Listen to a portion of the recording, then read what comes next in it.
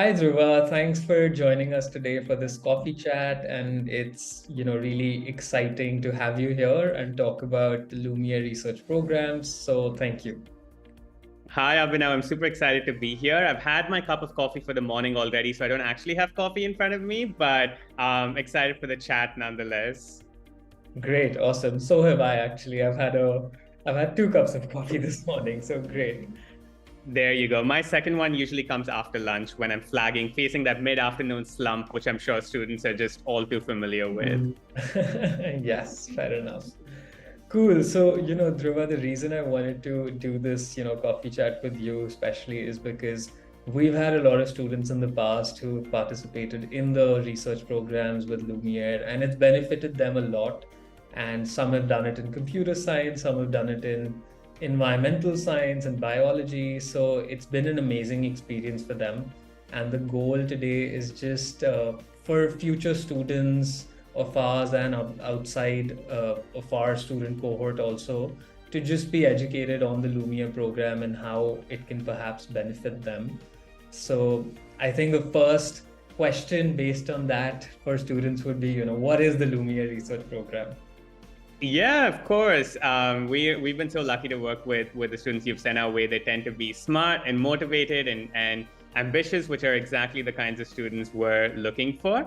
So in a line, the Lumiere Research Scholar Program is a research mentorship program where we match high school students from around the world with mentors who are PhD candidates or postdocs. And the mentors guide the students as they explore an area that they're interested in and then write a 15 to 20 page paper in their field of interest. And the goal is that these students get a really deep understanding of that topic area, but also come out of it with a piece of output that they can be proud of, that they can present to others, that they can talk about when they're applying to internships or colleges or whatever else. So that's sort of the quick summary of the program, and it's a structured out program. There's various different options: a 3-month program, a year-long program, so we can talk through those as well.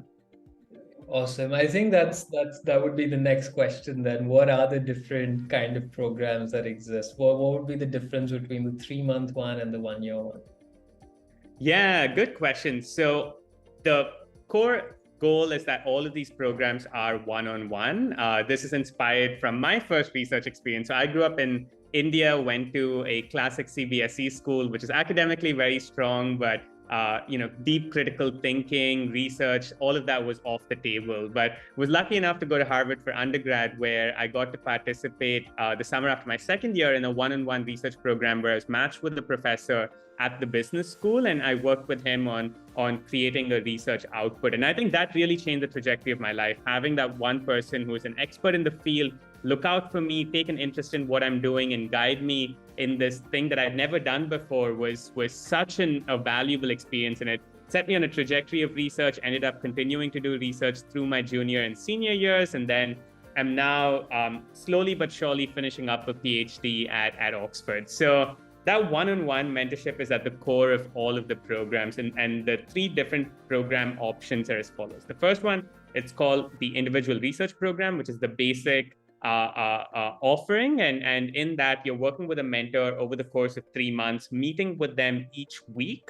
The initial weeks are exploratory. So the mentor is assigning you papers to read or tasks to do. And based on that, you pick a specific research question. And then you dive into that for the rest of the program and write the paper, get feedback from the mentor, and turn it in at the end. And it wraps up with you finishing and submitting the paper. The mentor writes you an evaluation. We have a graduation ceremony where we celebrate you, and then we send you off into the world. So that's the individual research program. The second option involves a little bit of added work on top of that. So in addition to meeting with the mentor, this is called the Premium Publication Program. In addition to working with the mentor, you're also working with our publication team, who helps you identify a high school or college level journal to submit your work to, and then helps you ensure that you're sort of getting your paper ready for submission. And at the end of those 12 weeks, the end of those 3 months, you submit your work to one of these journals. Now, these journals have their own independent review processes. They take a few months to get people to look through it and figure out whether it's of good enough quality to publish or not, and they come back to you with a decision.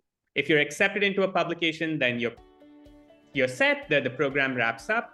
If you get a rejection or what's called a revise and resubmit, then we help you make those changes and resubmit either to the same journal or to a different journal. So that's sort of the timeline of the premium publication program. Obviously, it doesn't assure publication, but the goal is to set you up for success in that process. The final program is called the fellowship. So the individual research program is 3 months long. Premium publication program is as sort of through till you hear back from the publication and any revisions after that.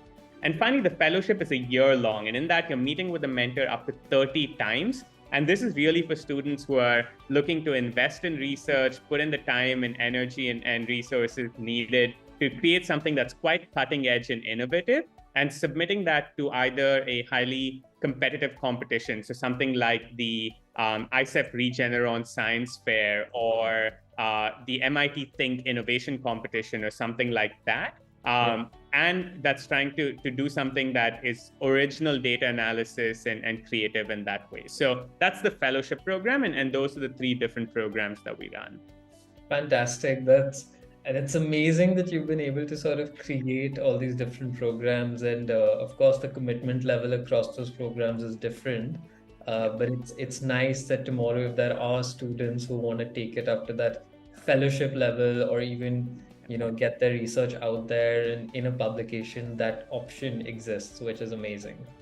So that brings me to the next question, Dhruva. So let's see, for the most basic program, which is the individual research, what is the commitment level needed for that? And what type of a student, let's talk about characteristics perhaps. What type of a student would be a good fit for that? Really good question. So we have an application process which involves a written application followed by a 10 to 15 minute interview. And what we're looking for in that are really 3 things. The first one is, has the student put thought into what area they want to do research in? This doesn't mean they need to know the specific research question. I certainly didn't. But we do need students to come in knowing that they want to do research in genetics, or they want to do research in behavioral economics, or they want to do research in art history. So at least knowing what area they want to do research in is important, so that we can then match them with the appropriate mentor. And if students are undecided about that, there are resources on our blog which can help them narrow it down. They can also sort of go out and read a little bit about the subject area, reflect on what they liked in their school subjects, and try and narrow it down using those resources.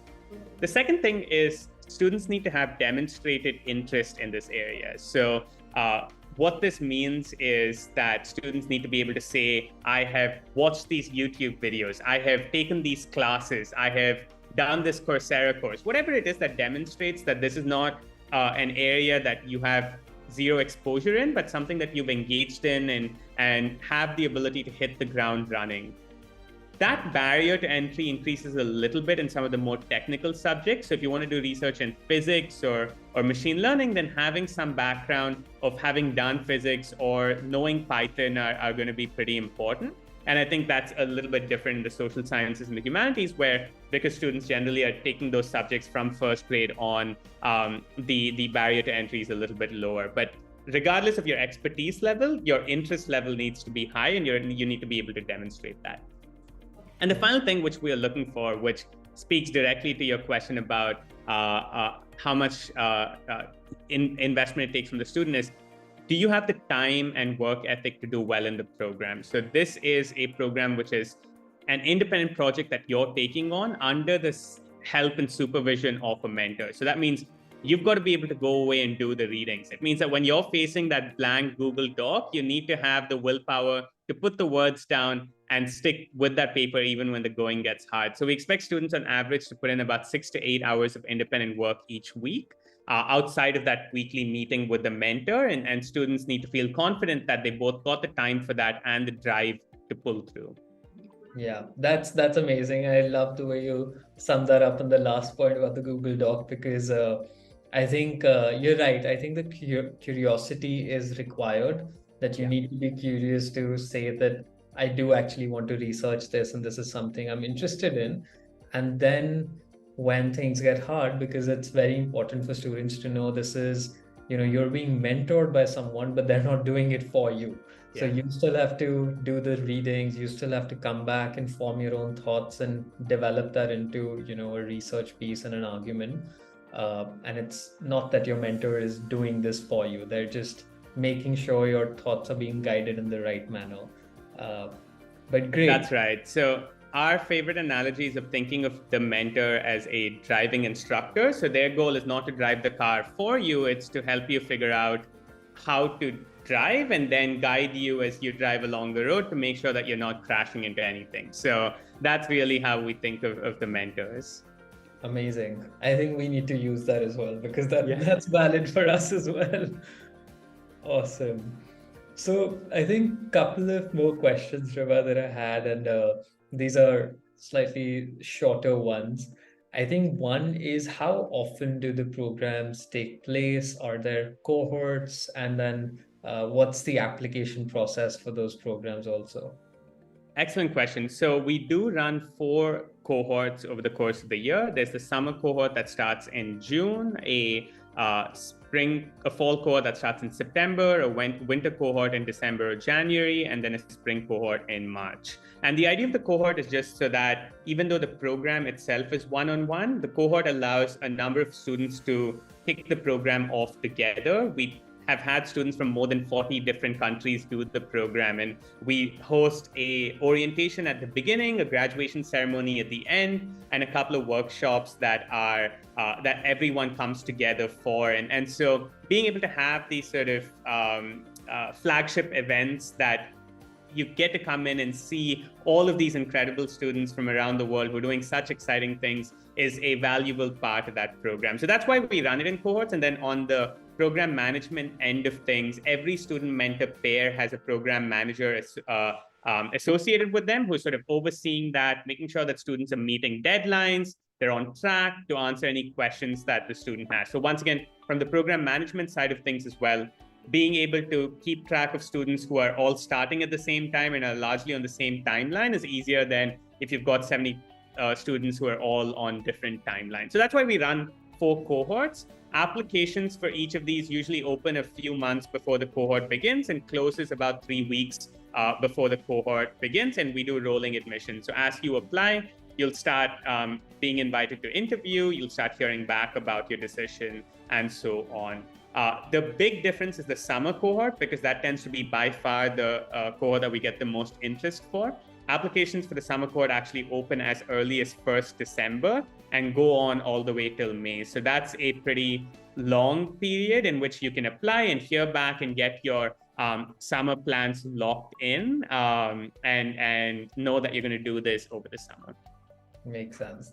Amazing. That's awesome. And all the students that have done the application in the past and have gotten in, I can tell the students and parents watching this, it is a rigorous application process. It's not so straightforward. You do have to put your thoughts down in terms of what you want to research, why you want to be a part of the program, and there are some essays involved.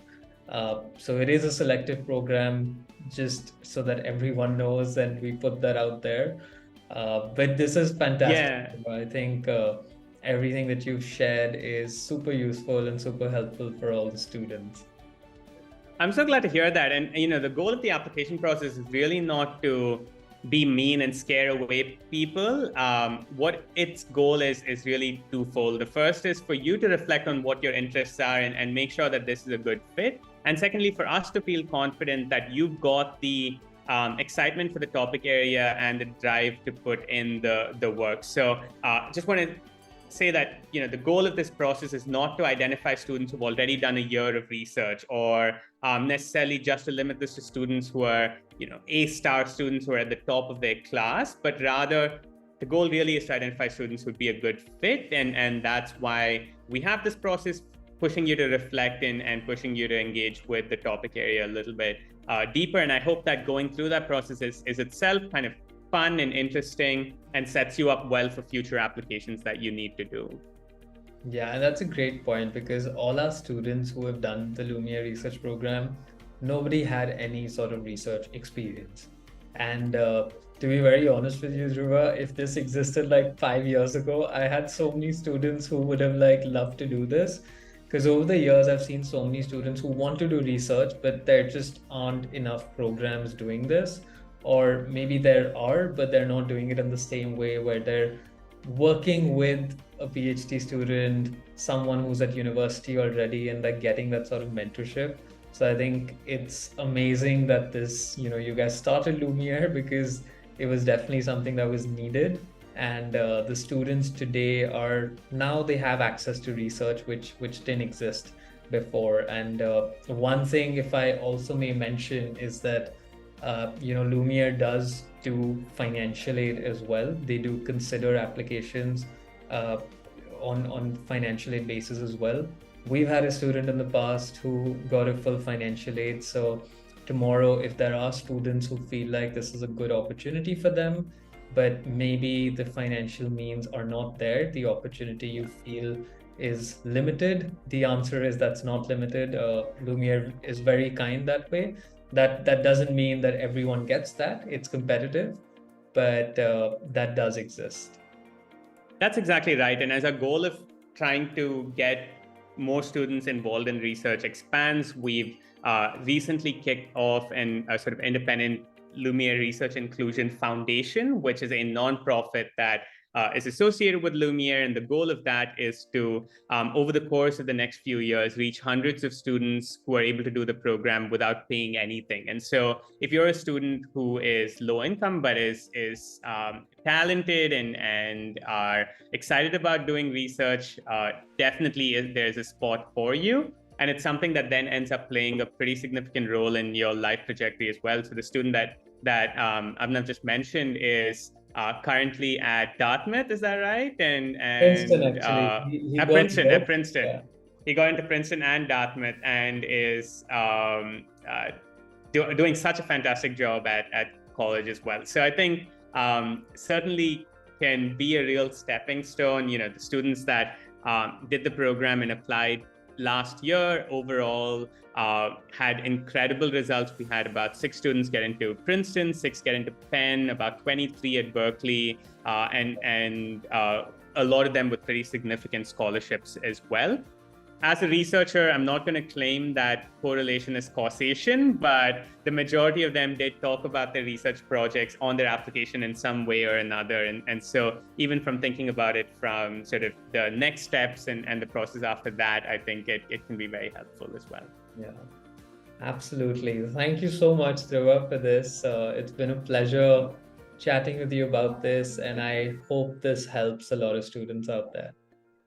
Likewise, I really do think that research has changed the trajectory of my life. It made me a more critical thinker, a better reader and writer, and opened me up to so many opportunities that I didn't think possible. Really, the reason we started Lumiere was because we would have loved to have had this opportunity in high school, and I'm so glad that more and more high school students are able to access it now.